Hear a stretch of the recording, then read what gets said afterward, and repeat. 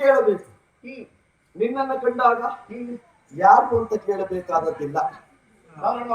ಕಂಡಾಗಲೇ ಗೊತ್ತಾಗ್ತದೆ ನೀನು ಇಲ್ಲಿಯ ಯಜಮಾನ ಅಂತ.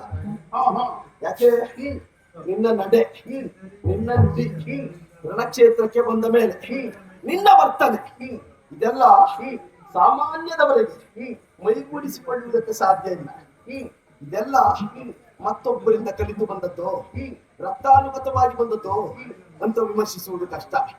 ಯಾಕೆ ಪ್ರತಿಷ್ಠಾನಗರದ ಪ್ರತಿಷ್ಠೆಯನ್ನ ಲೋಕಾಂತರದಲ್ಲಿ ಪ್ರತಿಷ್ಠಾಪಿಸಿದಂತಹ, ಚಂದ್ರಾನ್ವಯದಲ್ಲಿ ಪ್ರಾವಿರ್ಭಾವಕ್ಕೆ ಬಂದಂತಹ ನೀನೊಬ್ಬ ದೊರೆ ಇದ್ದೀಯ, ಚಕ್ರವರ್ತಿ ಇದ್ದೀಯ, ಭರತ ನೀನೇ ಎನ್ನುವುದನ್ನು ಅರ್ಥವಿಸಿಕೊಂಡವರಿದ್ದೇನೆ. ಅಯ್ಯ, ನಮ್ಮದು ಅಭ್ಯಾಸ ಹೇಗೆ ಗೊತ್ತಾ? ಗೋಡೆಗೆ ಒಂದು ಚೆಂಡನ್ನು ಬಡಿದರೆ ಹೇಗೆ ಹಿಂತಿರುಗಿ ಬರ್ತದೆ ತದ್ರೀತಿಯಲ್ಲಿ ನಮ್ಮ ವ್ಯವಹಾರ. ಸೂಕ್ಷ್ಮಾರ್ಥ ಖಂಡಿತ. ನಯವಾಗಿ ನೀನು ಪ್ರಶ್ನೆಯನ್ನ ಕೇಳಿದ್ದರಿಂದ ನಯವಾಗಿ ಉತ್ತರಿಸುವಂತಹ ವ್ಯವಧಾನ ನನ್ನಲ್ಲಿದೆ. ನನ್ನ ವಿಚಾರವಾಗಿ ನೀನು ತಿಳಿದವ ಖಂಡಿತ ತಿಳಿದಿದ್ದೇನೆ. ನಮ್ಮ ಕಾರ್ಯವಿಲ್ಲ, ನಮ್ಮ ವಯಸ್ಸು, ನಮ್ಮ ಪ್ರತಿಷ್ಠೆ, ಇದನ್ನ ನನ್ನ ಜೀವನದಲ್ಲಿ ಪ್ರಚಲಿತದಲ್ಲಿ ಪ್ರಸಿದ್ಧಿಯನ್ನು ತಿಳಿದಿರುವಂತಹ ಯಾಕೆ ಸಂಶಯದ ಮಾತನಾಡ್ತಾ ಇದೆಯೋ? ನಿನ್ನ ಬಗ್ಗೆ ಯಾವ ಸಂಶಯವೂ ಇಲ್ಲ. ಯಾಕಂದ್ರೆ ಯಾವ ವಯಸ್ಸಿನವರೊಂದಿಗೆ ಹೇಗೆ ವ್ಯವಹರಿಸಬೇಕು ಎನ್ನುವ ಅನುಭವ ರಹಿತ ವ್ಯಕ್ತಿ ನಾನು. ನೀನು ವಯಸ್ಸಿನಲ್ಲಿ ಸಣ್ಣ, ನಿನ್ನನ್ನು ಪ್ರೀತಿಯಿಂದ ನಾನು ಮಾತಾಡಿಸಿದ್ದೇನೆ. ಖಂಡಿತ ಅದಕ್ಕೆ ನಿಖರವಾದಂತಹ ಉತ್ತರವನ್ನು ಕೊಡುವಲ್ಲಿ ನೀನು ಸಫಲವಾಗುತ್ತಿ ಎನ್ನುವಂತಹ ವಿಶ್ವಾಸವು ನನಗೆ. ಸಣ್ಣ ಮಕ್ಕಳನ್ನ ನಾವು ಹೇಗೆ ಪ್ರೀತಿಯಿಂದ ಮಾತಾಡಿಸುತ್ತೇವೆ, ಮಕ್ಕಳು ಎಷ್ಟೇ ಪ್ರೀತಿಯಿಂದ ಉತ್ತರಿಸ್ತಾರೆ ಎನ್ನುವ ಮನೋಭಾವದಿಂದ ನಾನು ಆಡಿದಂತಹ ಮಾತು ರಣಕ್ಷೇತ್ರಕ್ಕೆ ಬಂದು ಪ್ರೀತಿಯಿಂದ ನನ್ನ ಪರಿಚಯವನ್ನು ಕೇಳಿದ ಕಾಲಕ್ಕೆ ಅದೇ ಭಾವದಲ್ಲಿ ಉತ್ತರಿಸಬೇಕಾದಂತಹ ಕರ್ತವ್ಯ ನನ್ನದು. ಅಯ್ಯ, ಲೋಕಮುಖದಲ್ಲಿ ಈಗಾಗಲೇ ಪ್ರಸಿದ್ಧಿಗೆ ಬಂದದ್ದು ಸೂರ್ಯವಂಶ ಹಾಗೂ ಚಂದ್ರವಂಶ.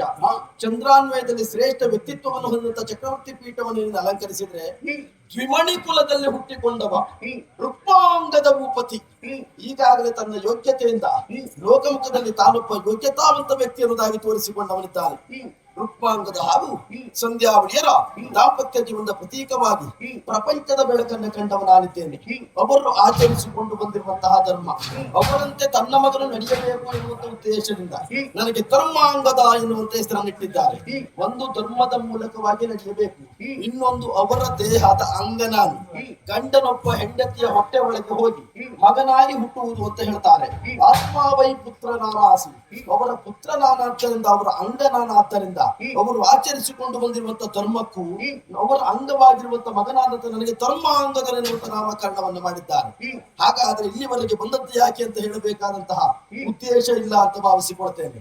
ಯಾಕೆ ಕೇಳಿದ್ರೆ ನೀನು ಕೂಡ ನಿನ್ನ ವಯಸ್ಸಿನಲ್ಲಿ ಇಂತಹ ದಾರಿಯನ್ನ ಇಂತಹ ದಿನವನ್ನ ದಾಟಿಯ ಮುಂದೆ ಬಂದು ಅಂತ ಅರ್ಥವಿಸಿಕೊಂಡಿದ್ದೇನೆ. ವಿಮಲ ಧರ್ಮಾಂಗದನಾದಂತಹ ನಾನು ಇಲ್ಲಿಯವರೆಗೆ ಬಂದದ್ದು ದಿಗ್ವಿಜಯವನ್ನು ಬಯಸಿ ಬಂದಿದ್ದೇನೆ.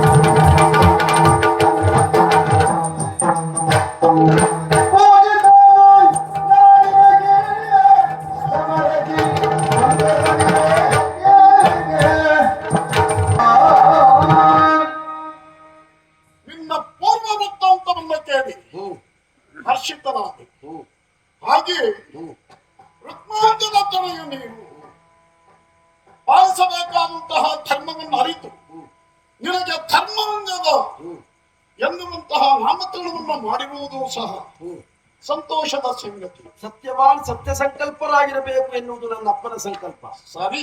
ಆ ಹಾಗೆಯೇ ಶ್ರೇಷ್ಠವಾದ ವಂಶ ಹ್ಮ್ ಸೂರ್ಯವಂಶದ ಬಗ್ಗೆ ನಮಗೂ ಗೌರವ ಇದೆ. ಹ್ಮ್ ಅಂತಹ ಗೌರವಾನ್ವಿತ ಮನತನದಲ್ಲಿ ಹ್ಮ್ ಹುಟ್ಟಿರುವಂತಹ ಯುವಕ ನೀವು ಹ್ಮ್ ತಪ್ಪು ಮಾರ್ಗವನ್ನು ಅವಲಂಬಿಸಿದರೆ ಹ್ಮ್ ಅದನ್ನ ತಿದ್ದುವಂತಹ ಹ್ಮ್ ಹಕ್ಕು ಬಾಧ್ಯತೆಯನ್ನು ನಾವು ಹೊಂದಿದ್ದೇವೆ. ಹ್ಮ್ ತಪ್ಪು ಮಾರ್ಗವನ್ನು ಅವಲಂಬಿಸಿದರೆ ಹ್ಮ್ ವಯಸ್ಸಿಗೆ ತಕ್ಕಂತೆ. ಹ್ಮ್ ಯಾಕೆಂದ್ರೆ ನಿನ್ನಪ್ಪ ರುಕ್ಮಾಂಗದ ಹ್ಮ್ ನನಗೆ ಸಮಾನ ವ್ಯಕ್ತಿ. ಹ್ಮ್ ಯಾವುದೇ ಆಟ ಕೂಟ ಸಮಾರಂಭಗಳಲ್ಲಿ ಹ್ಮ್ ಒಂದಾಗುವಂತಹ ಸ್ನೇಹಿತರು ನಾವು ಹ್ಮ್ ಎಂಬಷ್ಟಕ್ಕೆ ಹ್ಮ್ ಧರಾ ದಿಗ್ವಿಜಯ ಹ್ಮ್ ಅದನ್ನ ಮಾಡಬಾರದು ಅಂತ ಹೇಳಿ ಕ್ಷತ್ರಿಯರು ಮಾಡಬಹುದಾದಂತಹ ವಿಧಿ, ಕ್ಷತ್ರಿಯೋಚಿತವಾದಂತಹ ಒಂದು ನಿಯಮ ಹ್ಮ್ ಹಾಗೂ ಧರ್ಮ ಹ್ಮ್ ಈ ನಾಡಿಗೆ ಹ್ಮ್ ಧರಾ ದಿಗ್ವಿಜಯಕ್ಕಾಗಿ ಬಂದೆ. ಹ್ಮ್ ನೇರವಾಗಿ ಬಂದದ್ದೇ ಪ್ರತಿಷ್ಠಾನಗರಕ್ಕೆ. ಹ್ಮ್ ಆದರೆ ಯಾರನ್ನ ತಿಳುಕಬೇಕು ಹ್ಮ್ ಎನ್ನುವುದರತ್ತ ಲಕ್ಷ್ಯವನ್ನು ಹಾರಿಸಬೇಕು. ಹ್ಮ್ ರಾಜ ಮುಕುಟ ವಿರಾಜಿತ ಹ್ಮ್ ಪ್ರಪಂಚ ಪ್ರಸಿದ್ಧಿಯನ್ನ ಪಡೆದಿರುವಂತಹ ವ್ಯಕ್ತಿ ಹ್ಮ್ ಪ್ರಸ್ತುತ ಹ್ಮ್ ಭರತ ಚಕ್ರವರ್ತಿ ಹ್ಮ್ ಎನ್ನುವುದನ್ನು ನೀನು ತಿಳಿದಿರಬೇಕು. ಹ್ಮ್ ನಾನು ಹ್ಮ್ ರುಕ್ಮಾಂಗದರೊಂದಿಗೆ ಹೇಗೆ ಸ್ನೇಹವನ್ನು ಬಯಸುತ್ತೇನೆ, ಹ್ಮ್ ಚಕ್ರವರ್ತಿಯಾದಂತಹ ಹಾ ನಾನು ನಿನಗೆ ಪೂಜಿತ ವ್ಯಕ್ತಿ, ಹ್ಮ್ ಅಂದರೆ ನಿನ್ನನ್ನು ಪೂಜಿಸಲ್ಪಡುವಂತಹ ವ್ಯಕ್ತಿ. ಹ್ಮ್ ನನ್ನಂತವರನ್ನ ಹ್ಮ್ ವಿರೋಧಿಸಿ ಬಂದಿಯಲ್ಲ, ಹ್ಮ್ ಇದು ಎಷ್ಟರ ಮಟ್ಟಿಗೆ ಧರ್ಮ? ರಾಜ ಮುಕುಟವಿ ರಾಜ ಪದಪಂಕೇಜ ಮಂಡಲ ದೀಶ ನೀನಹೆ. ಮಂಡಲಾಧೀಶ. ಹೌದು. ಹಾ ಈಗ ದಿಗ್ವಿಜಯಕ್ಕೆ ಬರುವುದು ನಾನು ಹೊಸತಲ್ಲ, ಹಾ ನಮ್ಮಪ್ಪನೂ ದಿಗ್ವಿಜಯವನ್ನ ಮಾಡಿದವರೇ. ಹಾ ನೀನು ಕೂಡ ಭರತ ಚಕ್ರವರ್ತಿಯಾದಂತಹ ನೀನು ಹಾ ಭರತ ಖಂಡದಲ್ಲಿ ಹುಟ್ಟಿದಂತಹ ಹಾ ಪ್ರತಿಯೊಬ್ಬ ತುಂಡರಸರನ್ನು ಹಾ ದಿಗ್ವಿಜಯವನ್ನ ಮಾಡಿ ಹಾ ಅವರಿಂದ ಕಪ್ಪ ಕಾಣಿಕೆಯನ್ನ ಪಡೆದು ಹಾ ಭರತ ಖಂಡದಲ್ಲಿ ಭರತನ ಯೋಗ್ಯತೆಯನ್ನ ಪ್ರತಿಷ್ಠಾಪಿಸಿ ಹಾ ಪ್ರತಿಷ್ಠಾ ನಗರದ ಯೋಗ್ಯತೆ ಏನು ಅಂತ ತೋರ್ಪಡಿಸುತ್ತಿದ್ರೆ ಹಾ ಅದು ದಿಗ್ವಿಜಯದ ಮೂಲಕವಾಗಿ ಅದು ಕ್ಷತ್ರಿಯೋಚಿತವಾದಂತಹ ಒಂದು ನಿಯಮವೇ ಹೌದು. ಒಬ್ಬ ಆರ್ಯಾವರ್ತ ಚಕ್ರವರ್ತಿ ಆಗಬೇಕಾದ್ರೆ ಹ್ಮ್ ಧರಾ ದಿಗ್ವಿಜಯವನ್ನ ಪೂರೈಸಿ ಹ್ಮ್ ಸುಂದರಸರನ್ನ ಸಾಮಂತರ ಸಾಲಿನಲ್ಲಿ ಇರಿಸಿಕೊಳ್ಳಬೇಕು. ಹ್ಮ್ ಹೀಗಿದೆ ಒಂದು ಧರ್ಮ, ಅದನ್ನು ನಾನು ಪಾಲಿಸಿದ್ದೇನೆ. ದರಾಪಾಲಕರು ದರೆಯಲ್ಲಿರುವಂತಹ ದರಾಪಾಲಕರನ್ನ ಹಾ ಮಲತ ಕಾಲದಲ್ಲಿ ಮಹಿಪತಿಗಳಾದವರು ಹಾ ಯುದ್ಧಕ್ಕಾಗಿ ಹೋಗಿ ಹಾ ಅವರ ಅಹಂಕಾರವನ್ನು ವರ್ಧಿಸಿ ಹಾ ಇವರ ಯೋಗ್ಯತೆಯನ್ನು ಪ್ರತಿಷ್ಠಾಪಿಸಿರೋದು ಆಶ್ಚರ್ಯವೂ ಅಲ್ಲ, ಹಾ ಅಪರಾಧವೂ ಅಲ್ಲ ಹಾ ಎನ್ನುವಂತ ವರ್ತಮಾನವನ್ನ ಗುರುಮುಖೇನವಾಗಿ ತಂದೆಯ ಮುಖೇನವಾಗಿ ಹಾ ನಮ್ಮ ಕುಲದ ಕುಲ ಪುರೋಹಿತರ ಮುಖೇನವಾಗಿ ತಿಳಿದೆ. ಹಾ ಇಂತಹ ಒಂದು ಕಾರ್ಯಕ್ಕೆ ಇರುವ ಕಾಲಕ್ಕೆ ಹಾ ನಮ್ಮಪ್ಪನೇ ನನ್ನ ತಲೆಯ ಮೇಲೆ ಮುತ್ತಿನ ಕಿರೀಟವನ್ನಿಟ್ಟು ಹಾ ಮಂತ್ರಾಕ್ಷತೆಯನ್ನು ಹಾಕಿ ಕಳುಹಿದವರಿದ್ದಾರೆ. ಹಾ ಇಲ್ಲಿಗೆ ಬಂದ ಕಾಲಕ್ಕೆ ನೀನಾಡುವ ಮಾತು ನಾನು ನಿನಗೆ ಪೂಜಿತನು ಮಂಡಲಾಧೀಶ, ಹಾ, ನನ್ನೊಂದಿಗೆ ಸಮರಸರಿಯೇ? ಇದು ಪ್ರಶ್ನೆ. ಹರುಷವಾಯ್ತು ನಿನ್ನ ವಚನ, ಹರುಷವಾಯ್ತು ಹರುಷವಾಯ್ತು ನಿನ್ನ ವಚನವೋ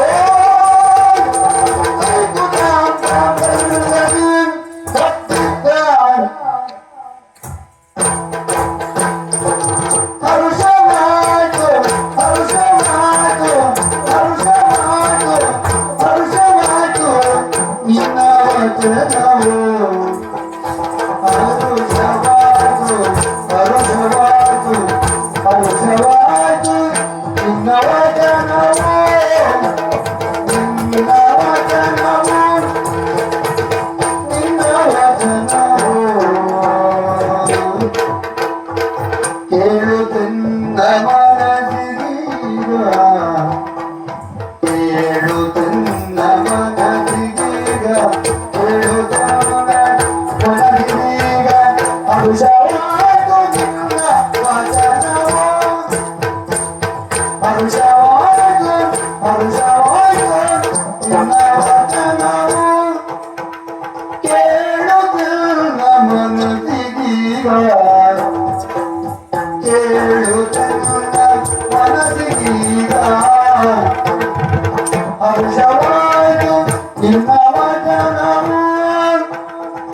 ಹರುಷವಾಯ್ತು ನಿನ್ನ ವಚನವೋ ಕೇಳು ತನ್ನ ಮನದಿಗೀಗ ಹರುಷವಾಯ್ತು ಎನ್ನ ವಚನವೋ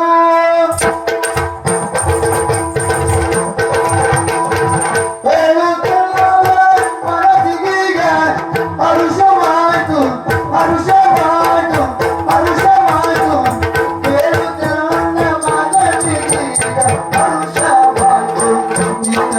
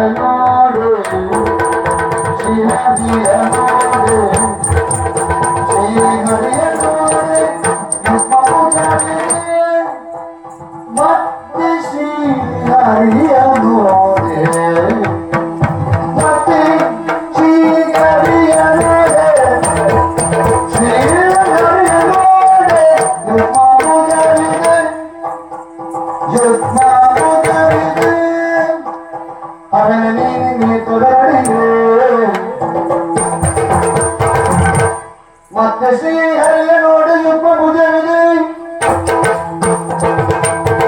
ಮತ್ತೆ ಶ್ರೀ ಹರಿಯ ನೋಡಿ ಯುಪ ಭುಜವಿದೆ ನೀನೆ ನೀರೇ ನೀನೆ ಯುಪ ಭುಜವಿದೆ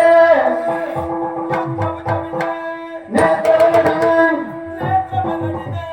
ಯುಪ ಭುಜವಿದೆ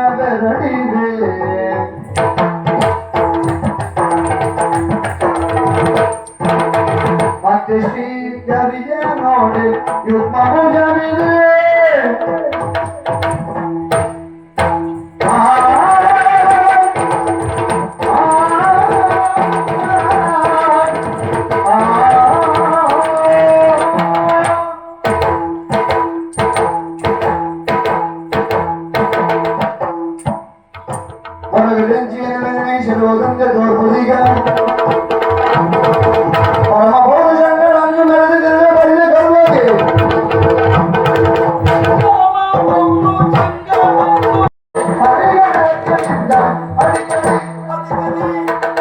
ಅಧಿಕಾರಿ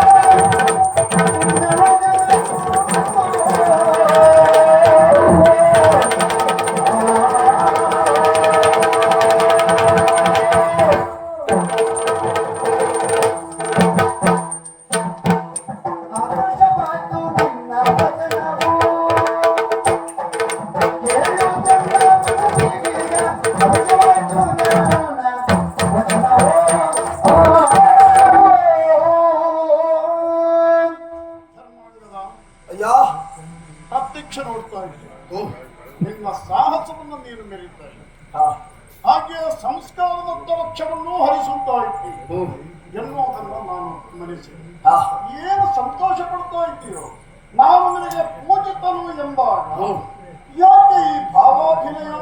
ನನಗೆ ನಿನ್ನ ಭಾವ ಕಂಡು ಹಾ, ಆಶ್ಚರ್ಯ ಆಯ್ತು. ಯಾಕೆ?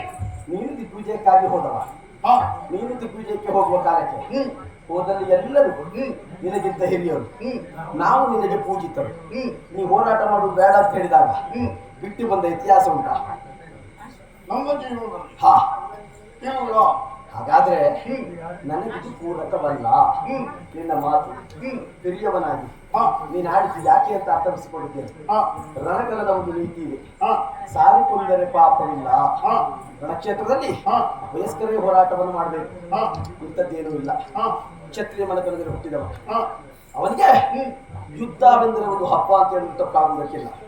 ಜೊತೆಗೆ ದೇಶದ ವಿಜಯ, ವ್ಯಾಪ್ತಿ ವಿಸ್ತರಣೆ, ಅಧಿಕಾರ ವಿಭಜನೆ ಇದೇನು ವಿಶೇಷ ಅಲ್ಲ. ಹಾಗಾಗಿ ನಿನ್ನ ಮಾತು ಕೇಳಿ ನಗು ಬಂದದ್ದು ಯಾಕೆ ಗೊತ್ತಾ? ಪೂಜಿತನು ನಾನು ನಿನಗೆ, ನೀನು ಪೂಜಿತ ಅಲ್ಲ ಅಂತಲ್ಲ, ನನಗೆ ಪೂಜಿತನಲ್ಲ. ಯಾಕೆ ಗೊತ್ತಾ? ಲೋಕದಲ್ಲಿ ಪೂಜನೀಯರು ಅಂತ ಕೆಲವು ವ್ಯಕ್ತಿಗಳಿದ್ದಾರೆ. ಅವ್ರು ಯಾರು ಕೇಳಿದ್ರೆ, ಒಂದು ಆದಿಮಾಯಿ ಜಗತ್ತನ್ನ ಸೃಷ್ಟಿಸುವ ಪೂರ್ವದಲ್ಲಿ 3 ಮೂರ್ತಿಗಳನ್ನ ಸೃಷ್ಟಿಸಿ, ಸೃಷ್ಟಿ ಸ್ಥಿತಿ ಸಂಕಲ್ಪಕ್ಕೆ ಬೇಕಾಗಿ 3 ಸಂಕಲ್ಪಕ್ಕೆ 3 ಮೂರ್ತಿಗಳನ್ನ ಸೃಷ್ಟಿಸಿದವರು. ಆಮೇಲೆ ಮೇದಿನ ನಿರ್ಮಾಣ. ಹಾಗಾಗಿ ಆದಿಮಾಯ ಪೂಜನೀಯರು, ಅದನ್ನು ಹೊರತುಪಡಿಸಿದರು ಬ್ರಹ್ಮ ಪೂಜನೀಯ. 84 ಲಕ್ಷ ಜೀವರಾಶಿಗಳನ್ನು ಸೃಷ್ಟಿಸಿದ ಅವ ಪೂಜನೀಯ. ಅದನ್ನ ಬಿಟ್ಟರೆ ಅಕುಂಠಿತವಾದಂತಹ ವೈಕುಂಠದ ದೊರೆ ಮಹಾವಿಷ್ಣು, ಅವನು ಪೂಜನೀಯ. ಈ 7 ಲೋಕವನ್ನು ತನ್ನ ಉದರದಲ್ಲಿಟ್ಟುಕೊಂಡಂತಹ ಬ್ರಹ್ಮಾಂಡ ಬಾಂಡೋದರ, ಅವನು ಪೂಜನೀಯ. ಅದನ್ನ ಬಿಟ್ಟ ಲೋಕದಲ್ಲಿದ್ದಂತಹ ಸಕಲ ಚರಾಚರ ಜೀವರಾಶಿಗಳ ಆಯುಷ್ಯ ಮುಗಿದ ಕಾಲಕ್ಕೆ ಕಿಂಚಿತ್ತು ಯೋಚನೆ ಮಾಡದೆ ಅಂತಕನ ಊರಿಗೆ ಕೊಂಡೊಯ್ಯುವಂತಹ ಆ ಪರಶಿವ ಪೂಜನೀಯ.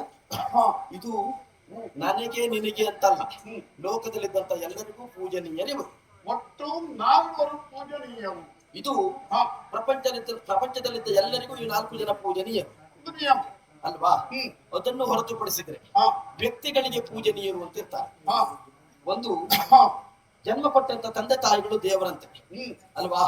ಅಖಿಲ ಕ್ಷೇತ್ರವನ್ನು ಸುತ್ತುವುದಕ್ಕಿಂತ ಸಕಲ ತೀರ್ಥದಲ್ಲಿ ಮುಳುಗುವುದಕ್ಕಿಂತ ತಂದೆ ತಾಯಿಗಳ ಪಾದದಡಿಯಲ್ಲಿ 3 ಕೋಟಿ ದೇವತೆಗಳು ನೆಲೆಸಿದ್ದಾರೆ ಎನ್ನುವ ಸತ್ಯವನ್ನ ತತ್ವವನ್ನು ಅರ್ಥವಿಸಿಕೊಳ್ಳುತ್ತೇವೆ.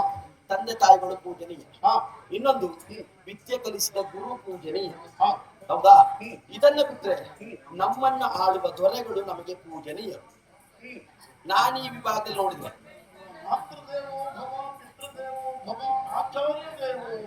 ಹೌದು, ಈ 3 ವಾಕ್ಯಗಳನ್ನ ಶಾಸ್ತ್ರವೇ ಸಾರಿ.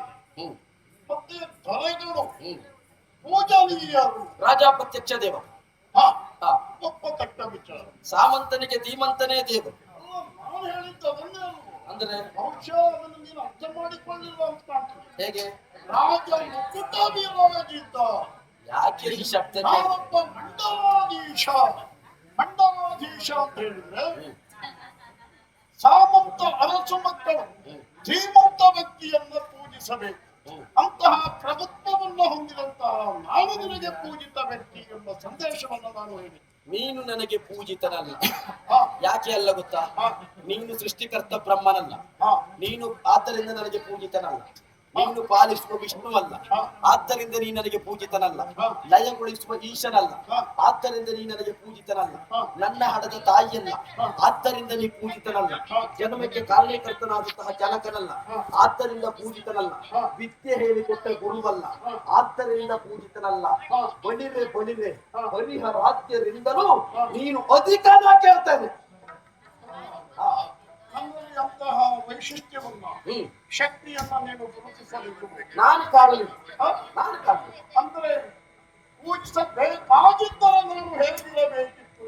ಮೂರು ಮೂರ್ತಿಗಳಲ್ಲಿ ಒಬ್ಬನಾಗಿದ್ದರೆ ಪೂಜಿಸಬಹುದಿತ್ತು. ಹಾ, ನಿನ್ನಲ್ಲಿ ನಾನು ಅದನ್ನು ಕಾಣಲಿಲ್ಲ. ಹಾ, ನನ್ನ ತಂದೆ ತಾಯಿಗಳ ಸಾಲಿನಲ್ಲಿ ನೀನಿಲ್ಲ. ಹಾ, ಹಾ. ನೀ ನನಗೆ ಗುರುವಲ್ಲ. ಕಣ್ಣು ಮೂಡಿಲ್ಲ. ಹಾ. ಹಾ, ಯುಗ್ಮ ಭುಜವಿಲ್ಲ. ಭುಜವಿದೆ. ಹಾ. ಹಾಗೆಯೇ ಹಾ. ಸೃಷ್ಟಿಕರ್ತ ಬ್ರಹ್ಮ ನೀವಲ್ಲ. ನಾಲ್ಕು ತಲೆ ಇಲ್ಲ, ನಾಲ್ಕು ಭುಜವಿಲ್ಲ, ಮೂರನೇ ಕಣ್ಣಿಲ್ಲ. ಹಾ, ಆದ್ದರಿಂದ ನೀ ನನಗೆ ತ್ರೈಮೂರ್ತಿಗಳಲ್ಲಿ ನಾನೊಬ್ಬನಲ್ಲ. ಹಾ. ಮತ್ತೆ ನೀನು ಆದಿಮಾನಿಯ ವಿಚಾರ ಹೇಳಿ. ಹಾ. ಬಹುಶಃ ನೀನು ದೇವಿ ಮಹಾತ್ಮೆಯ ನಿರೀಕ್ಷೆ ಅಂತ. ನಾವು ದೇವಿ ಮಹಾತ್ಮೆ ಆದಷ್ಟು ಹಾ. ಸತ್ಯದಲ್ಲೇ ನಾವು ಪ್ರಾರಂಭ ಮಾಡುವ ದೇವಿ ಮಹಾತ್ಮೆ. ಏ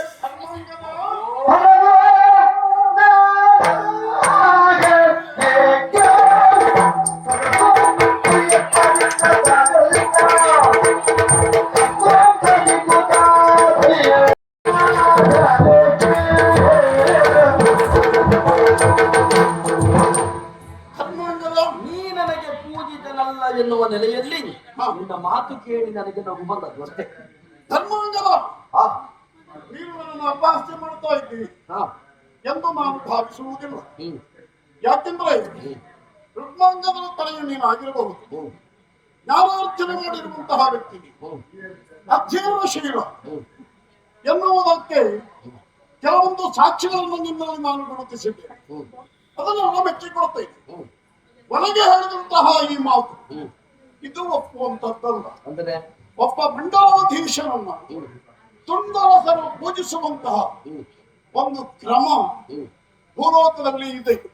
ಹ್ಮ್. ಹೀಗಿರಬೇಕು ಎನ್ನುವ ಸಂದೇಶವನ್ನು ನಿನಗೆ ನಾನು ಸಾರಿದ್ದೆ. ಆದ್ದರಿಂದಲೇ ನೀನು ರಾಜ ಮುಕುಟ ವಿರಾಜ ಹಾ, ಸಾಮಾನ್ಯದಾಂತರ ಅರಸು ಮಕ್ಕಳೆಲ್ಲ ಬಂದು ಹಾ. ಅವರ ತಲೆಯನ್ನ ತಗ್ಗಿಸಿ ಹಾ. ನಿನ್ನ ಕಾಲಿಗೆ ಚಾಚುವ ಕಾಲಕ್ಕೆ ಹಾ. ಅವರ ಕಿರೀಟದಿಂದ ಬಂದಂತಹ ಹಾ. ಹೊಳಪಿನಿಂದ ನಿನ್ನ ಕಾಲು ವಿಶ್ರಮಿಸುತ್ತದೆ. ಹಾ, ಹಾ. ಅದ ಪಂಚೇಜ ಹಾ. ರಾಜ ಮುಕುಟದಿಂದಲೇ ವಿರಾಜವಾದ ನಿನ್ನ ಪಾದ ಹಾ. ಅರ್ಥವಿಸಿಕೊಂಡಿದ್ದೆ. ಹಾ.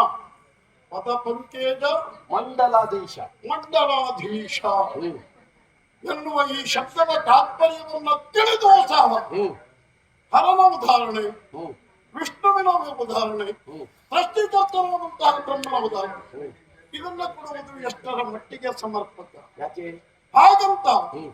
ಆ ಶಕ್ತಿಯನ್ನು ಭರತ ಚಕ್ರವರ್ತಿ ಹ್ಮ್. ಹೊಂದಿದವ ಅಲ್ಲ ಎನ್ನುವುದಾಗಿ ನೀನು ಆಕ್ಷೇಪಿಸಬೇಕು. ಹೊಂದಿದ್ದೀಯ ಎನ್ನುವುದೇ ನನ್ನ ಪ್ರಶ್ನೆ. ಅಲ್ಲ, ಹರನು ನಾನು ಆಗ ಬಲ್ಲೆ, ಯಾವಾಗ ಆಗ ಬೇಕಿದ್ದರೆ ಹಾ.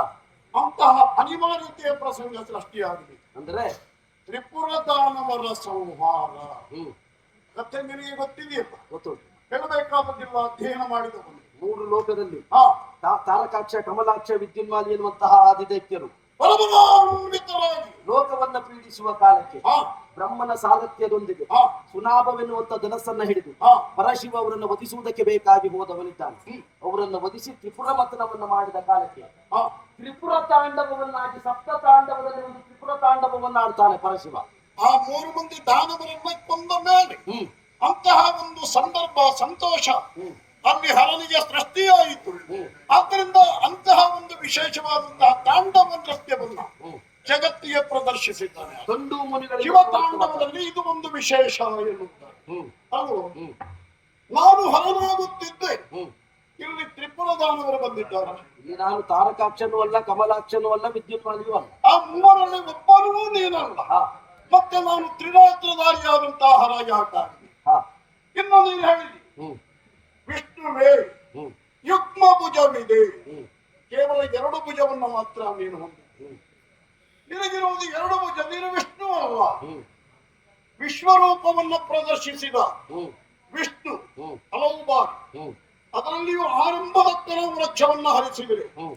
ಮಧುಕೈಟವರ ಸಂಹಾರದಲ್ಲಿಯೂ ಸಹ ವಿಷ್ಣು ವಿಶ್ವರೂಪವನ್ನು ತೋರಿಸಿದ್ದಾರೆ. ಪ್ರಾರಂಭದ ವಿಶ್ವರೂಪ ಯಾವಾಗ ಕೇಳಿದ್ರೆ ಮೇತ್ರಿ ನಿರ್ಮಾಣದ ಕಾಲಕ್ಕೆ ಆ ಮಧುಕೈಟವರನ್ನು ವಧಿಸುವ ಹಂತಕ್ಕೆ ತೋರಿಸಿದ್ದಂತೆ. ಹೌದು, ಅಂತಹ ವಿಶ್ವರೂಪವನ್ನು ನಾವು ತೋರಿಸಬೇಕಾದದ್ದಿಲ್ಲ.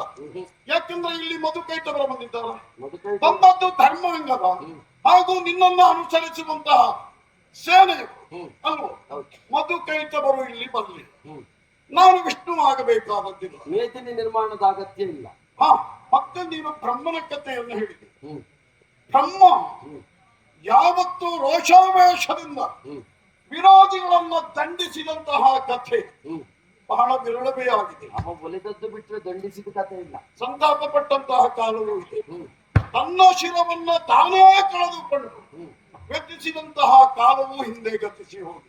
ಅದು ಬ್ರಹ್ಮ ಕಪಾಲ ಪ್ರಸಂಗದಲ್ಲಿ. ಅದು ಮಗಳನ್ನ ಕೂಡಿದವನಿಗೆ ಏನು ಶಿಕ್ಷೆ ಕೇಳಿದ್ರೆ ತಲೆದಂಡ. ಯಾಕೋ ಇದೆ. ಅದಲ್ಲ ಹಾಗೆ ಅದು ಯಾಕೆ ಬ್ರಹ್ಮ ತಲೆಯನ್ನ ಕಳೆದುಕೊಂಡೆ ಕೇಳಿದೆ. ಯಾವ ಆತ ಮಗಳನ್ನ ಭೋಗಿಸ್ತಾನೋ ಅವನಿಗೆ ತಲೆದಂಡವೇ ಶಿಕ್ಷೆ. ಯಾವ ಆತ ಬ್ರಹ್ಮ ಹತ್ಯೆ ಮಾಡುವುದಕ್ಕೆ ಮುಂದಾಗ್ತಾನೋ ಅವನು ಮನೆ ಮನೆ ಭಿಕ್ಷೆ ಬೇಡಬೇಕು ಎನ್ನುವ ಸಾರವನ್ನು ಸರ್ವಸ್ವವನ್ನು ಸಾರಿದ ಪ್ರಸಂಗ ಮತ್ತು ಬ್ರಹ್ಮ ಕಪಾಲ. ಮುಂದಿನ ಪ್ರಪಂಚದ ಜನಾಂಗಕ್ಕೆ ಶಿವ ಈ ಸಂದೇಶವನ್ನು ಸಾರಿದ್ದಾನೆ ಎನ್ನುವುದಾಗಿ ನಾವು ಸೂಕ್ಷ್ಮವಾಗಿ ಅವಲೋಕಿಸಬೇಕೇ ವಿನಃ ಬ್ರಹ್ಮಾಪರಾಧ ಮಾಡಿದ್ದಾನೆ ಎನ್ನುವುದಾಗಿ ನಾವು ನಡೆಯಬಾರದು. ಅದು ಮಾನದಂಡವಲ್ಲ, ಒತ್ತಟ್ಟಿಗಿರುವ ದೇವದಂಡ. ಹಾಗಂತ ನಾನು ಸೃಷ್ಟಿಕರ್ತ ಆಗಬಲ್ಲೆ. ಯಾಕೆ ನೀನು ಬಂದಿರುವುದು ಯುದ್ಧಕ್ಕಲ್ಲ.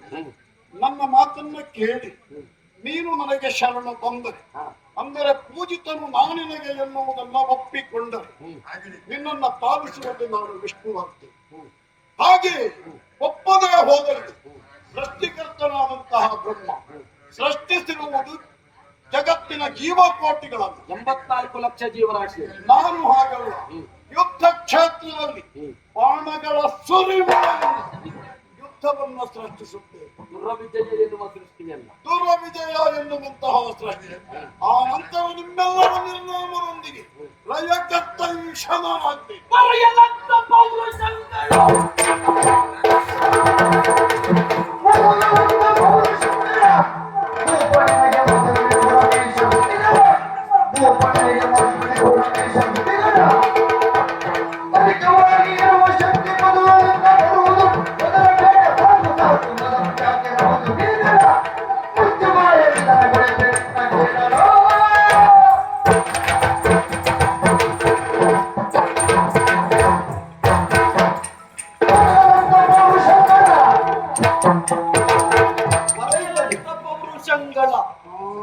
ಅಯ್ಯೋ, ನೀನು ವಿಕ್ರಮವನ್ನು ಬೆಳೆಸುವುದಕ್ಕೆ ಮುಂದಾದ್ರೆ ನಾವು ಕೂಡ ನಿನ್ನ ವಿಕ್ರಮವನ್ನು ನೋಡುವುದಕ್ಕೆ ಮುಂದಾದ್ರಲ್ಲ.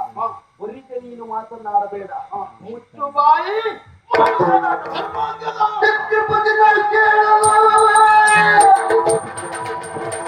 ನಾನು ಚಕ್ರವರ್ತಿ ಎಂಬ ವಿವರಣೆಯನ್ನು ಕಟ್ಟಿದ್ದೇನೆ. ಉತ್ತಮತನದಿಂದ ಮುಂದುವರೆದರೆ ಕೊಡುವ ಉತ್ತರ ಮೂರ್ಖ ಶತಂಡ.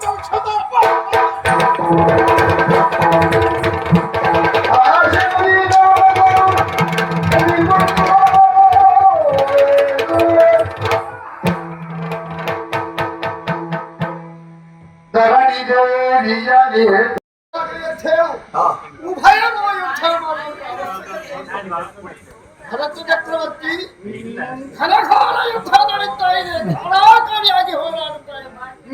ಈ ತನ್ಮಧ್ಯೆಯಲ್ಲಿ ನಾರದರ ಪ್ರವೇಶ ಆಯಿತು. ಯಾಕೆ ಬಲ್ಲೆಯ ಗಗನಗಾಮಿಗಳಾದಂತಹ ತಾವು ನೇರವಾಗಿ ನಮ್ಮೀರುವರ ಕಣ್ಮಧ್ಯದಲ್ಲಿ ಪ್ರತ್ಯಕ್ಷವಾಗಿ ಯುದ್ಧ ಮುಂದುವರಿಸುತ್ತಾ ಇದ್ದ ಈ ಸಂದರ್ಭದಲ್ಲಿ ಬಂದಿದೆ.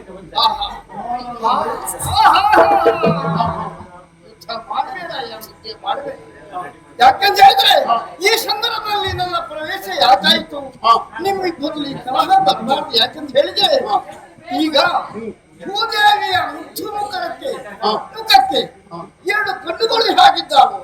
ಅದೇ ರೀತಿಯಲ್ಲಿ ಸೂರ್ಯ ವಂಶ ಚಂದ್ರವಂಶಕ್ಕೆ 2 ವಂಶಗಳು. ಅದು ಎಲ್ಲಿಯಾದ್ರೂ ಒಬ್ಬರಿಗೆ ಸ್ವಾಯ ಆಗಿದ್ರೆ ಒಂದು ಕಣ್ಣಿಗೆ ಮೂಲ ಬಂದ ಹಾಗಿದ್ರೆ ಒಂದು ಮುಖದಲ್ಲಿ ಒಂದೇ ಕಣ್ಣಿದ್ದರೆ ನೋಡೋದಕ್ಕೆ ಶೋಭೆಯ. ಅದೇ ರೀತಿಯಲ್ಲಿ ಹಾಗೆ ಅನ್ಯಾಯ ಆಗಬಾರದು, ಧರ್ಮೋಚಿತವಾಗಿರಬೇಕೆಂಬ ಆಶೆಯಿಂದಲೇ ಈ ಯುದ್ಧವನ್ನು ನಿಲ್ಲಿಸುವುದಕ್ಕೆ ನಾನು ಬಂದಿದ್ದೇನೆ. ಈ ಶರಪ್ಪ ಮಹರ್ಷಿಗಳು ಅವನಿಗೆ ಹೇಳುವಷ್ಟೆಲ್ಲ ಹೇಳಿದ್ರು. ಹಾಗೆ ನಾವು ಹೊರಗಾಟಕ್ಕೆ ಬಿಡು. ಆಹಾ. ಇನ್ನೇನು ಯುದ್ಧಕ್ಕೆ ನಮ್ಮನ್ನು ಆಹ್ವಾನಿಸಿದ ಸಂದರ್ಭದಲ್ಲಿ ಹಾ. ಇದು ವಿಶೇಷವಾದಂತಹ ಮರಣಾಸ್ತ್ರವನ್ನು ಹಾ. ಅಭಿಮಂತ್ರಿಸಬ ಶರವಶಿಂಜಿನಿಗಿಂತ ಈಗ ಇವರನ್ನು ನೀವು ಯುದ್ಧದಲ್ಲಿ ಸೋಲಿಸಬೇಕೆಂದು ಹುಡ್ತಾ ಇದೆಯಲ್ಲ. ನೋಡಿದ್ದೇವೆ. ಹಾಗಿದ್ರೆ ಆ ಶರವನ್ನು ಹಿಂದಾತಾಗಿರಿ ಅಗತ್ಯವಿಲ್ಲ. ಹಾ. ಅಭಿಮಂತ್ರಿಸಿರುವಂತಹ ಈ ಕ್ಷಣವನ್ನು ಹಾ. ಉಪಸಂಹಾರ ಮಾಡಿ ಹಾ. ಈಗ ಹಿಂದಕ್ಕೆ ಪ್ರೇರಿಸಿ ಹಾ. ಅದರಿಂದ ದೋಷದಲ್ಲಿರುವ ಓ ಆನಂದ. ವಿರೋಧಿತವಾದಂತಹ ನೀತಿ ಹಾ. ಹಾ. ಅದರಿಂದ ಬರುವಂತಹ ಪಾಪ ಪಾತಕದ ವಿಚಾರವನ್ನು ಹಾ. ಹಾ. ನಾನು ಹೇಳಬೇಕು, ಹಾ. ನೀವು ಹೇಳಿದ್ರೆ ಈಗ ಯಾಕೆ ಈ ಅನುಮಾನ ಕೇಳಿದ್ರೆ ಹಾ. ರಣಕ್ಷೇತ್ರದ ನೀತಿಯಂತೆ ಹಾ. ಈ ಪಿನ್ನು ಎಂದರೆ ಗಂಡನಿದ್ದಂತೆ, ಹಾ. ಈ ನಾರು ಅಂದರೆ ಇದಕ್ಕೆ ನಾರಿ ಅಂತ ಹೆಸರು, ಹಾ. ಇದು ಹೆಂಡತಿ ಇದ್ದ ಹಾಗೆ. ಹಾ. ಈ ಗಂಡ ಇದನ್ನ ಶರವನ್ನ ಹೂಡುವುದು ಅಂತ ಹೇಳಿದ್ರೆ ಹಾ. ಗಂಡನೊಬ್ಬ ಹೆಂಡತಿಗೆ ಹ್ಮ್. ಗರ್ಭವನ್ನ ದಾನ ಮಾಡಿದ್ರೆ ಎಷ್ಟು ಪುಣ್ಯವು ಹಾ. ಅಷ್ಟು ಪುಣ್ಯ ಸಿಗ್ತದಂತೆ. ಹಾ. ಒಂದೊಮ್ಮೆ ನಾವು ಇದನ್ನ ಪ್ರಯೋಗಿಸದೆ ಹಾಗೆ ಹಿಂತೆಗೆದಂತೆ ಹೋಗುವಂತಾದ್ರೆ ಹಾ. ಗರ್ಭಪಾತ ಮಾಡಿದ ಪಾಪ ಹಾ. ಶರವನ್ನು ಹೂಡಿದವರಿಗೆ ಬರ್ತದೆ. ಹಾ. ನಾವೀಗ ಹಿಂದೆ ತೆಗೆದ್ರೆ ನಮ್ಮಿಬ್ಬರಿಗೆ ಪಾಪ ಬರುವುದಿಲ್ವ ಸ್ವಾಮಿ? ರೂಢಹಸ್ತ ದೋಷ. ಹೌದು ಅಂತಹ ಪಾಪಕ್ಕೆ ತಾವುಗಳಾಗ್ತೀರಿ ಅಂತ ಸಂಖ್ಯೆ ಅಲ್ವಾ? ಹೌದು. ಯೋಚನೆ ಮಾಡಬೇಡಿ. ಏನು? ಯಾಕೆ ನಾರಿಯೊಬ್ಬಳು ಗರ್ಭವನ್ನು ಧರಿಸ್ತಾಳೆ. ಆ ಗರ್ಭವನ್ನು ಧರಿಸಿದ ಅಂತಾದ್ರೆ ಅದರಿಂದ ಅವರಿಗೆ ಪಾತಕ ಅಂದ್ರೆ ಕಳಂಕ ಬರ್ತದೆ ಅಂತ ಆದ್ರೆ ಗರ್ಭ ಮಾತ್ರ ಮಾಡಬಹುದು. ಅವರಿಗೆ ತೊಂದರೆ ಆಗ್ತದೆ. ಆದರೂ ಒಂದು ಶಿಶು ಹತ್ಯೆ ಬರುವುದು ಹೌದಲ್ಲ ಸ್ವಾಮಿ? ಅದು ಶಿಕ್ಷೆ ಹೋಗ್ತದೆ. ಗರ್ಭಪಾತ ಮಾಡಬಹುದು ಅಂತ ಹೇಳಿದ್ರು. ಈಗ ಪೃಥ್ವಿಗೆ ಬಂದ ಮೇಲೆ ಒಳ್ಳೆಯ ಪಿಂಡವೋ ಕೆಟ್ಟ ಪಿಂಡವೋ ಅಂತ ಗೊತ್ತಾಗುವುದು. ಯಾಕೆ ಕೇಳಿದ್ರೆ ಪಿಂಡದಿಂದ ನಾವು ಒಳ್ಳೆಯದು ಕೆಟ್ಟದನ್ನ ಅಳಿಯುವುದಕ್ಕೆ ಬರುವುದಿಲ್ಲ. ತಾಯಿಯ ಗರ್ಭದಿಂದ ಹುಟ್ಟಿದ ರಕ್ಕಸ ಕುಲದಲ್ಲಿ ಹುಟ್ಟಿದವರು ಎಷ್ಟೋ ಜನ ಹರಿಭಕ್ತರಾಗಿ ಒಳ್ಳೆಯವರಾಗಿ ಕಾಲ ಕಳೆದದ್ದುಂಟು. ಒಳ್ಳೆಯ ಗರ್ಭದಿಂದ ಬಂದವರು ಕೆಟ್ಟವರಾದದ್ದುಂಟು. ಹಾಗಾಗಿ ನಮ್ಮ ಸಮಸ್ಯೆ ಏನು ಕೇಳಿದ್ರೆ ಇದು ಭ್ರೂಣ ಎನ್ನುವುದು ತಾಯಿಯ ಗರ್ಭಸ್ಥದಲ್ಲಿರುವಾಗ ಅದನ್ನು ನಾವು ಹೊಂದಿದ್ದ ಹೌದು ಅಂತಾರೆ. ಅದು ಹತ್ಯೆಯೇ ಅಲ್ವಾ? ಅಲ್ಲ, ಅದರಿಂದ ಆ ಗರ್ಭದರ್ಶನವೇ ಸಾಯ್ತಾಳಂತಾದ್ರೆ ನಿಮ್ ಉತ್ತರ ಅರ್ಥ ಆಯ್ತು ಸ್ವಾಮಿ. ಹಾಗಾದ್ರೆ ಅಭಿಮಂತ್ರಿಸುವ ಕಾಲಕ್ಕೆ ಮಂತ್ರವನ್ನ ಪಠಿಸಿದ ಮೇಲೆ ಹಾಗಾದ್ರೆ ಅದನ್ನ ಹಿಂತೆಗೆಯುವ ಸಂಹಾರ ಉಪಸಂಹಾರ ಉಪಸಂಹಾರದ ಮಂತ್ರವನ್ನ ಪಠಿಸಿ ಹಿಂತೆಗಿಬೇಕು. ಹಿಂದಕ್ಕೆ ಹೋಗಿ ಹಿಂದಕ್ಕೆ ಹೋಗಿ. ಇದು ನಾರದರ ನಿರ್ದೇಶನ. ಪಾಪದ ಲೇಪ ಭರತನಿಗೂ ಇಲ್ಲ ಧರ್ಮಾಂಗದನಿಗೂ ಇಲ್ಲ ಅಂತ. ಇಲ್ಲ ಇಲ್ಲ. ನಾರದರ ನಿರ್ದೇಶನವನ್ನು ನಾವು ಪಾಲಿಸಲಿದ್ದೇವೆ. ಮತ್ತೆ ನಮ್ಮ ಮಾನಸ ಪುತ್ರರಾದಂತಹ ಅವರಿಗೆ ಖಂಡಿತವಾಗಿಯೂ ಮರಣ ಸಂಭವಿಸುವುದಿಲ್ಲ. ನಿರಂತರ ಜೀವನ. ಹೌದಾ? ಹೋಗಿದ್ರೆ ನೀವು ಹೇಳುವಂತಹ ಕಥೆಗೆ ಒಂದು ವೇಳೆ ನಿಮಗೆ ಮರಣ ಸಂಭವಿಸ್ತದೆ ಅಂತಾದ್ರೆ ಮುಂದಿನ ಜನ್ಮದಲ್ಲಿ ಮುಂದೆ ಯಾಕಂತ ಹೇಳಿದ್ರೆ ಹಾ, ಏನೋ ಒಂದು ಒಳ್ಳೆ ಕಾರ್ಯ ಆಗ್ತದೆ. ಹಾ, ಆದ ದಶೆಯಿಂದ ಆಯ್ತು ಕಲ್ಯಾಣಕ್ಕಾಗಿ ಒಳ್ಳೆಯ ಕಾರ್ಯಕ್ಕಾಗಿ ಹಿಂದಕ್ಕೆ ಹೋಗಿ ಹಿಂದೆ. ಆಯ್ತು. ಆದ್ರೆ ಇನ್ನೊಂದು ವಿಚಾರ ಭರತ, ನೀನು ಸಾಮಾನ್ಯನ ನೀನು ಶಶಿಕೋಲೆ ಭರತ ಸ್ವತ್ತುಗುಣನೆ. ಹಾಗಾದ್ರೆ ಎಲ್ಲ ವಿಚಾರವನ್ನು ನೀನು ಮನಗಟ್ಟಿದವ ಅಂತ ಎಲ್ಲ ತಿಳಿದವ ನೀನು. ಸಮಸ್ತ ವಿಚಾರಗಳು ಬರುತ್ತ ಕೋವಿದಂತ ಹೇಳಿದಂತ ಪಾಡಿರುತ್ತದೆ. ಆದ್ರೆ ಈ ಸಮಯದಲ್ಲಿ ಈ ಧರ್ಮಾರ್ಗದ ಸಾಮಾನ್ಯವಾಗಿದ್ದಾನೆ. ಯಾಕೆಂತ ಹೇಳಿದ್ರೆ ಹರಿಭಕ್ತರಾಗಿದ್ದಾನೆ. ಇವ ಹರಿಭಕ್ತರಾಗಿರುವಂತಹ ಇವನಲ್ಲಿ ನೀವು ದ್ವೇಷವನ್ನು ಸಾಧಿಸಿದಂತಾದ್ರೆ ಹರಿದ್ರೋಹ ಅಪಸೇನಾಗ ಆಗ್ತದೆ.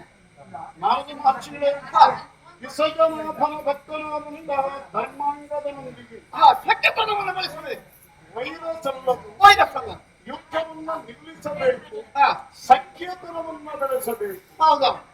ಸಖ್ಯತನ ನಾನು ಹಾಗೂ ಇವನ ತಂದೆ ರುಕ್ಮಾಂಗದ ಹಾ, ಮಿತ್ರರಾಗಿಯೇ ಇದ್ದರು. ನಮ್ಮಲ್ಲಿ ಸಖ್ಯತನ ಇಲ್ಲ ಅಂತಲ್ಲ. ಹಾ, ಆದ್ರೆ ಇದು ಯುದ್ಧ ನಿರ್ಮಾಣ ಮಾಡಿ ಹಾ, ಹಾ. ಯುದ್ಧವನ್ನ ನಿಲ್ಲಿಸಿ ಮುಂದೇನು ಮಾಡಬೇಕು? ನೀನು ಮಾಡಬೇಕಾದ ಕೆಲಸ ಏನಲ್ಲ. ಯಾವುದು? ಏನು? ನಿನ್ನ ಹೃದಯ ಕೇಳಿದ್ರೆ ಹಾ, ನಾವು ಚಕ್ರವರ್ತಿ ಪೀಠದವರು, ಅವನು ಚಕ್ರವರ್ತಿ ಪೀಠದವರು. ಸರಿ ಸರಿ. ಈಗ ಯುದ್ಧ ಆಗಲಿಲ್ಲ, ಸಂಧಾನ ಮಾಡಿಕೊಳ್ಳಿ ಅಂತ ಹೇಳಿದ್ರೆ ಕಪ್ಪ ಕಾಣಿಕೆ ಕೊಡದೆ ನಾನು ಹಿಂದೆ ಹೋಗುವುದಿಲ್ಲ. ಕಪ್ಪ ಕಾಣಿಕೆ ಕೊಡುವುದಕ್ಕೆ ಅವನು ಸೋಲಲಿಲ್ಲ. ಹಾಗಾದ್ರೆ ಅವರು ಕೊಟ್ಟ ಹಾಗೆ ಮಾಡಿ ನಾನು ತಗೊಳ್ಳುವ ಹಾಗೆ ಮಾಡುವುದಕ್ಕೆ ಬೇರೆ ದಾರಿ ಇದ್ರೆ ಹೇಳ್ಬೇಕು. ಇದೆ ಇದೆ ಇದೆ. ಇಬ್ಬರು ಸೋಲ್ಬಾರ್ದು ಹೌದಾ?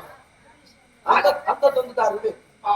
ಫಲಾದಿಗ್ವಿಜಯವನ್ನ ಪೂರೈಸಿ ಹಾ, ಚಕ್ರವರ್ತಿ ಪದವಿಯನ್ನ ಪಡೆಯುವ ಹಾ, ಈ ಎರಡು ಮನೆತನದ ಒಂದು ಶಿಷ್ಟಾಚಾರ. ಹಾ, ಇಲ್ಲಿ ಮತ್ತೊಂದು ಸಮಸ್ಯೆ ಉದ್ಭವಿಸುತ್ತದೆ. ಹಾ, ಏನು? ಧರಣಿಯಲ್ಲಿ ಹಾ, ಒಬ್ಬನೇ ಚಕ್ರವರ್ತಿ, ಅದರಿಂದ ನಾನು ಹೇಳಿದ್ದು ಚಕ್ರವರ್ತಿ ಮಾಳಿಗೆ ಹೌದಾ ವರ್ತಮಾನ ಕಾಲದಲ್ಲಿ ಅಂದ್ರೆ ಪ್ರಸ್ತುತ ನಾವು ಚಕ್ರವರ್ತಿ ಈಗ ಸೂರ್ಯವಂಶ ಕೇಳಿದೆ ಎಂಬ ಪ್ರಶ್ನೆ ಮಾಡಿದೆ ಹಾ ಅಲ್ಲಿ ರಾಜರ್ಷಿಯ ಸ್ಥಾನ ಹಾ ಮುಂದೆ ಈ ಧರ್ಮವಂಗದ ಚಕ್ರವರ್ತಿ ಆದರೆ ಹಾ ಚಂದ್ರವಂಶದವರಂತಹ ನಾವುಗಳು ರಾಜರ್ಷಿಯ ಸ್ಥಾನವನ್ನು ಸ್ವೀಕರಿಸಬೇಕು ಚಕ್ರವರ್ತಿತ್ವವನ್ನು ಹೌದು ಹೀಗೊಂದು ಶಿಷ್ಟಾಚಾರದ ಸಂಪ್ರದಾಯ ಹಾ ನಾನು ಆಕ್ಷೇಪಿಸುವುದಿಲ್ಲ ನೀವು ಹೇಳಿದ ಯುದ್ಧವನ್ನು ನಿಲ್ಲಿಸಿ ಹೌದಾ ನಮ್ಮ ದಿಕ್ಕಿಗೆ ಬಂದಿದ್ದಾವೆ ಹಾ. ಆ ಯುದ್ಧವನ್ನು ನಿಲ್ಲಿಸಿ ನಾವು ಮುಂದೇನು ಮಾಡಬೇಕು ಚಕ್ರವರ್ತಿ ಆದಂತಹ ನಾನು ಅವರಿಗೆ ಕಷ್ಟ ಕಾಣಿಕೆಯನ್ನು ಕೊಟ್ಟು ಮಣಿಯಬೇಕು ಹಾಗೆ ಮಾಡೋದೇ ಅಲ್ಲಲ್ಲ ಅದು ಎಷ್ಟರ ಮಟ್ಟಿಗೆ ಸಮಂಜಸ ಧರ್ಮ ಸಂಬಂಧಿಸ ಆಗುವುದಿಲ್ಲ ಹಾ. ಅದಕ್ಕಾಗಿ ನಿನಗೊಂದು ಸರಿಯಾದ ಮಾರ್ಗವನ್ನು ನಾನು ಸೂಚಿಸುವುದಕ್ಕೆ ಬಂದವ ಏನು ಯಾಕಂತ ಹೇಳಿದ್ರೆ ಹಾ. ಒಂದು ಮನುಷ್ಯ ನಾರದರ ಮಾರ್ಗ ನಾರದೇ ಇರುವ ಹಾಗೆ ಇರಲಿ ಸ್ವಾಮಿ, ನಿಮ್ಮಂತದ್ದೇ ಮಾರ್ಗ ತೋರಿಸಿ. ಸದಾ ಜೀವನದ ಉದ್ದಕ್ಕೂ ಹಸನಾಗಿ ಹಸಿರಾಗಿ ಸುವಾಸನೆ ಭರಿತವಾದಂತಹ ಮಾರ್ಗವೇ ಆಗಿದೆ. ಯಾಕಂದ್ರೆ ಹೇಳಿದ್ರೆ ಮನುಷ್ಯ ಕೊಟ್ಟರೆ ಮನೆ ತನಕ ದೇವರು ಕೊಟ್ಟರೆ ಕೊನೆ ತನಕ ಇದು ದೇವರ ಕೊಟ್ಟಾದ ಪ್ರಸಾದ ಅಂತ ನೀನು ಯೋಚನೆ ಮಾಡಬೇಕು. ಧರ್ಮಾಂಗದ ಪ್ರತಿಷ್ಠಾನಗರಕ್ಕೆ ಬಂದಿರುವುದು ಹಾ ನನ್ನ ಅವನ ಯುದ್ಧ ನಡೆಯುತ್ತಿರುವುದು ಹಾ ದೇವರೇ ಕಳುಹಿಸಿದಂತಹ ಒಂದು ಪ್ರಸಾದ ಈತ ಹೌದು ಎಂದು ನಾನು ಭಾವಿಸಬೇಕಾದ್ರೆ ಹಾ ಇದರಲ್ಲಿ ಇದಕ್ಕೆ ಕಾರಣ ಏನು ವಿಷಯ ಅಂತ ನನಗೆ ಅರ್ಥ ಆಗಲಿಲ್ಲ. ಏನು ಮಾಡಬೇಕು ನಿನ್ನ ಮಕ್ಕಳು ಎಷ್ಟು? ನನಗೆ ಸದ್ಯ 5 ಜನ ಹೆಣ್ಣು ಮಕ್ಕಳು ಇಲ್ವಾ? ನೀವು ಅಲ್ಲ ನಾನು ವಿಷಯ ಹೇಳಿದ್ದು ಅಲ್ಲ ಈಗ ಪ್ರಾಯಕ್ಕೆ ಬಂದಿದ್ದಾರೆ ಈಗ ಹೆಣ್ಣು ಮಕ್ಕಳು ಈಗ ನೀವೇ ಮಾಡಬೇಕು ಬಲ್ಲೆ. ಈಗ ಬೇರೆ ಬೇರೆಯವರಿಗೆ ಹೊರ ಹುಡುಕುವ ಕೆಲಸ ನಿನಗೆ ಅಗತ್ಯ ಇಲ್ಲ. 5 ಪುತ್ರಿಯರನ್ನ 5 ಮನೆಗೆ ಕೊಟ್ಟು ಮಾಡಿಸುವುದು ಬೇಕು. ಹೌದಾ ಹಾಗಿದ್ರೆ ಏನು ಮಾಡಬೇಕು? ಬಹಳ ಬೇಗ ಮುಗಿಸಬೇಕು. ಹೌದು ಇಲ್ಲಿಗೆ ಬಂದಿದ್ದಾರಲ್ಲ ಧರ್ಮಾಂಗದ ಆ ಧರ್ಮಾಂಗದನಿಗೆ ನಿಮ್ಮ ಸುತ್ತೇರಾಗಿರುವಂತ ಇವರನ್ನು ಕೊಟ್ಟು ವಿವಾಹ ಮಾಡಿದ್ರೆ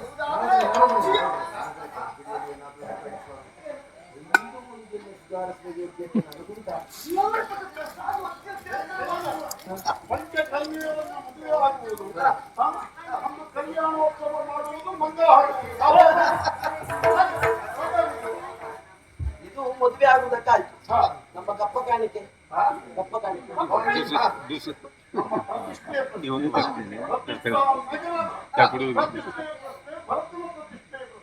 ನಾವು ತಪ್ಪ ಕೊಟ್ಟದ್ದು ಉಂಟು. ಇಲ್ಲ ಇಲ್ಲ ಇವರಿಗೆ ತಪ್ಪ ಕೊಡ್ಲಿಕ್ಕೆ ಸಾಧ್ಯ ಉಂಟು. ಸಾಧ್ಯ ಉಂಟು. ತಪ್ಪ ಕೊಡುವುದು ನಮ್ಮ ವ್ಯಕ್ತಿತ್ವಕ್ಕೆ ಸರಿಯೇ? ಇದು ಪ್ರಶ್ನೆ. ತಪ್ಪದ ವಿಷಯವಾ? ಅವ ಹಾಗೆ ಹೋಗುವವಲ್ಲ, ಅವ ಕೊಡುವವ ಅಲ್ಲ, ಅವ ಹೊರಟದ್ದೇ ವ್ಯಕ್ತಿ. ಹೌದಾ ಹೌದು ಹಾಗಿದೆ. ಅವ ಕೊಡುವುದ ಕೊಟ್ಟದ್ದಲ್ಲ, ನಾನು ಪಡೆಯದೆ ಹಿಂದೆ ಹೋಗುದಿಲ್ಲ. ನಾವು ಕೊಡುವುದೇ ಇಲ್ಲ ಅಂತಲ್ಲ, ನಾವು ಸಂಪಾದಿಸಿದ್ದನ್ನು ನಾವು ಇಟ್ಟುಕೊಂಡು ನಾವು ಸುಮ್ಮನೆ ಇರೋಣ ಅಂತ ನಿರ್ಧಾರಕ್ಕೆ ಬಂದಿದ್ದೇವೆ. ಈಗ 5 ಸುತ್ತೇರನ್ನು ನಾವು ಪಡೆಯದೆ ಹೋಗುವುದಿಲ್ಲ ಅಂತ ಮುಂದೆ ಕಾರ್ಯಕ್ಕಿದ್ದಾರೆ. ಯಾರಾದ್ರೂ ಮಾತಿಯನ್ನು ಒಟ್ಟು ನನಗೆ ಅರ್ಥ ಆಯ್ತು. ಮದುವೆ ಆದ ಮೇಲೆ ವರದಕ್ಷಿಣೆ ವರೋಪಚಾರ ಅಂತ ಇರ್ತದೆ. ನೀವು ವರೋಪಚಾರ ಮಾಡಿ ನನ್ನನ್ನು ಬಿಟ್ಟರೆ ನೀವು ಕೊಟ್ಟ ವರೋಪಚಾರದ ನಾಣ್ಯವನ್ನೇ ಧನವನ್ನೇ ನಾನು ಕಪ್ಪ ಅಂತ ಅಲ್ವಾ ಸ್ವಾಮಿ? ಹಾಗೆ ಅಲ್ವಾ? ಹಾಗೆ ಸ್ವೀಕರಿಸಿ ಸಂತೋಷದಲ್ಲಿ ನೀವು ಸುತ್ತ ಬೀಳಿರಿ. ಬಡವಡಿಗೆ ರೂಪವಾಗಿ ಹೌದಾ ಕೊಡುವಂತಹ ಅನೇಕ ಅದೇ ಕಷ್ಟ ಕಾಣಿಕೆ ಅಂತ ನಾವು ಭಾವಿಸ್ತೇವೆ. ಹೌದು ಕೊಡುವುದು ಸಾಕೇತನಗರಕ್ಕೆ ಹೌದು ಸಂತೋಷದ ಸಂಗತಿ. ಹಾಗೆ ಯೋಗ್ಯ ಸಮಯಕ್ಕೆ ಬಂದಿದ್ದೀರಿ. ನಾವು ಕಲಿಸ್ಕೊಂಡಂತಹ ದೇವರ ಇಲ್ಲೇ ಕಳಿಬೋದು. ನಾನು ಮಾಡಿದಾಗ ಶುಭವಾಗಲಿ ನೀವು.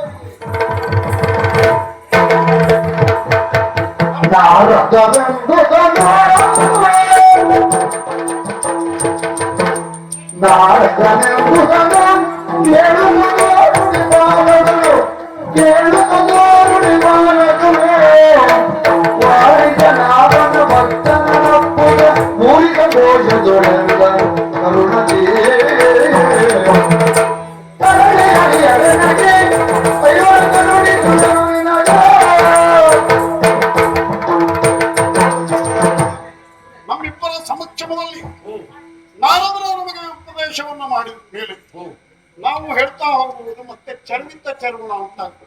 ನೀವು ಪೂಜಿತರೆನ್ನುವುದನ್ನು ತೋರಿಕೊಟ್ಟು ಹೋಗಿದ್ದಾರೆ ಅಲ್ಲೂ ಸೂರ್ಯವಂಶದ ಒಬ್ಬ ಸುಪುತ್ರನನ್ನ ಅಡಿಯರನ್ನಾಗಿ ಪಡೆಯುವಲ್ಲಿ ನಾನು ಭಾಗ್ಯವಂತ ಎಂದೇ ನಾನು ಭಾವಿಸುತ್ತೇನೆ. ಚಂದ್ರಾನ್ವಯದ ಚಕ್ರವರ್ತಿಯನ್ನ ಮಾಮನಾಗಿ ಪಡೆಯುವಂತ ಯೋಗ ನನಗೆ ಬಂತು ಅಂತ ಭಾವಿಸಿಕೊಳ್ತೇನೆ. ಎಲ್ಲವೂ ವಿಧಿ ಸಂಕಲ್ಪ ಎಂದು ನಾವು ಸಂತೋಷವನ್ನು ಪಡಬೇಕು. ಸರಿ. ಮತ್ತೆ ಈಗಾಗಲೇ ದಣಿದಿರುವಂತಹ ನಿನ್ನ ಸೇನೆಯವರು ನಮ್ಮ ಸೇನೆಯವರು ಅವರಲ್ಲಿಯೂ ಸಂಧಾನವನ್ನು ನಾವು ಮೂಡಿಸಬೇಕು. ಸಂಧಿ ವಿಗ್ರಹ ಯಾನ ಆಸನ ದ್ವೈತಿ ಭಾವ ಸಮಾಶ್ರಯ ಹಾ ಅಲ್ವಾ? ಹಾ ಸರಿ. ಈ ಪ್ರಕಾರದಲ್ಲಿ ಹಾ ಈಗ ಒಂದು ನಾವು ಸಂಧಾನವನ್ನ ಮಾಡಿಕೊಂಡಿದ್ದೇವೆ. ಹಾ ಈಗ ನಾವು ನಿಮ್ಮಲ್ಲಿ ಉಳಿಯಬೇಕು. ಉಳಿಯಬೇಕು, ನಿಮ್ಮ ಆತಿಥ್ಯವನ್ನ ಸ್ವೀಕರಿಸಬೇಕು, ನಿಮ್ಮ ಸೇನೆಯನ್ನ ನಮ್ಮೊಂದಿಗೆ ಕಳುಹಿಕೊಡಬೇಕು. ನಿಮ್ಮ ಬೆಂಬಲಕ್ಕೆ, ನಿಮ್ಮ ಸಹಾಯಕ್ಕೆ, ನಿಮ್ಮ ಮುಂದಿನ ದಿಗ್ವಿಜಯ ಆಶೀರ್ವಾದ ರೂಪದಲ್ಲಿ ಅದಕ್ಕೆಲ್ಲ ನಾನು ಸಂತೋಷ ಪಡ್ತೇನೆ. ಆದ್ರೆ ಮದುವೆ ಯಾವಾಗ? ದಿಗ್ವಿಜಯವನ್ನು ಪೂರೈಸಿದ ಮೇಲೆ ಹಾ ಸಾಕೇತದಲ್ಲಿರುವಂತ ನನ್ನಪ್ಪನಿಗೆ ವಿಚಾರವನ್ನು ಮುಟ್ಟಿಸಿ ಹಾ ಸರಿಯಾದ ಮುಹೂರ್ತವನ್ನ ಕಂಡು ಹಾ ಲೇಖನ ರೂಪದಲ್ಲಿ ನಮಗೆ ಬರೆದು ಕಳುಹಿಸುತ್ತೇನೆ.